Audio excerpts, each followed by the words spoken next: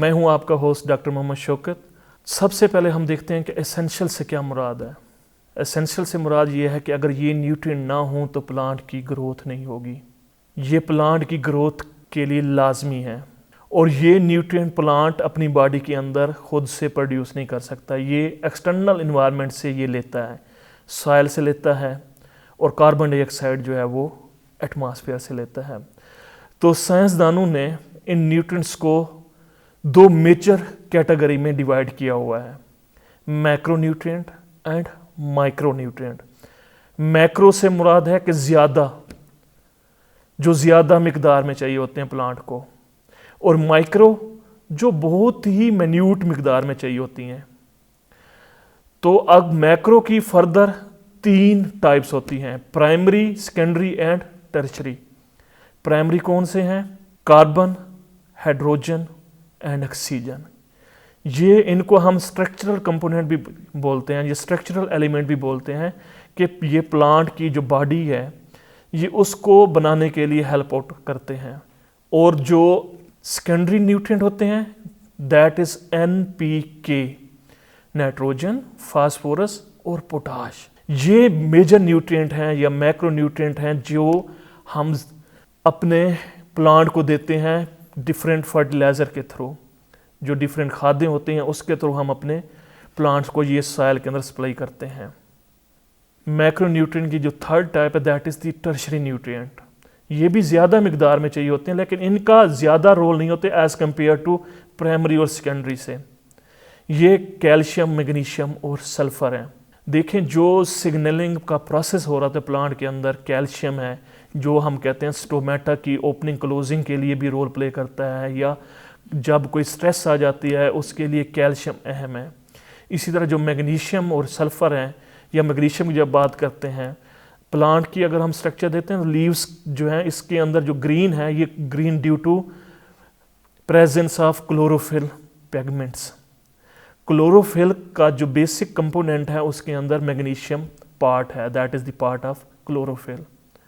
तो अगर मैग्नीशियम नहीं देंगे तो आप के प्लांट का जो क्लोरोफिल है वो पूरा नहीं बनेगा। क्लोरोफिल पूरा नहीं बनेगा देन व्हाट विल हैपन कि प्लांट जो मैक्सिमम लाइट है उसको ऑब्जर्व नहीं कर सकेगा।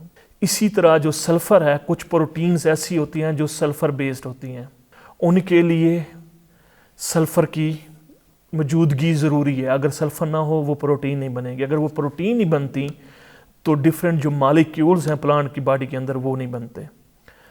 और इसके साथ कुछ न्यूट्रिएंट्स होते हैं जो माइक्रो हम जिसको कहते हैं कि जो प्लांट को ज़रूरत तो होते हैं बट ज़्यादा मिकदार में नहीं, थोड़ी सी मिकदार में उनको ज़रूरत होता है, जिनमें हम जिंक की बात करते हैं, मैंगनीज़ की बात करते हैं, आयरन की बात करते हैं, कॉपर की बात करते हैं, मोलिब्डेनम की बात करते हैं, निकल की बात करते हैं। यानी ये डिफरेंट जो हैं माइक्रो न्यूट्रिएंट्स हैं जो थोड़ी सी मिकदार में हम कह सकते हैं कि ज़रूरत होते हैं प्लांट की ग्रोथ के लिए।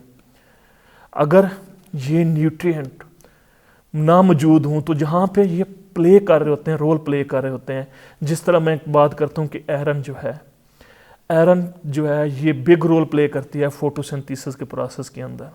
अगर आयरन ना हो तो फोटोसिंथेसिस जो खुराक बनाने का अमल है पौधे का वो डिस्टर्ब हो जाए।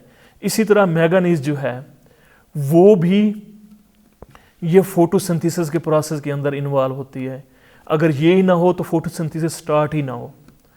इसी तरह जो जिंक है, जिंक जो है इसका भी अपना एक प्लांट के अंदर जो डिफरेंट हार्मोन्स होते हैं जो फोटोसिंथेसिस और रेस्पिरेशन में इन्वॉल्व होते हैं, वो जिंक उनके लिए ज़रूरी है।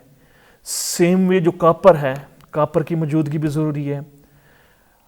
अगर माइक्रो न्यूट्रिएंट ना हो सॉइल के अंदर तो हम आर्टिफिशियली उनको सप्लाई करते हैं, हम आर्टिफिशियली सॉइल के अंदर ऐड करते हैं, थोड़ी सी मिकदार में ऐड करते हैं कि सॉइल के अंदर अगर किसी न्यूट्रिएंट की सवेयर डेफिशिएंसी है, हम कहते हैं कि बहुत ही ज़्यादा किल्लत है, देन हम उनको खाद की सूरत में सॉइल के अंदर ऐड कर सकते हैं।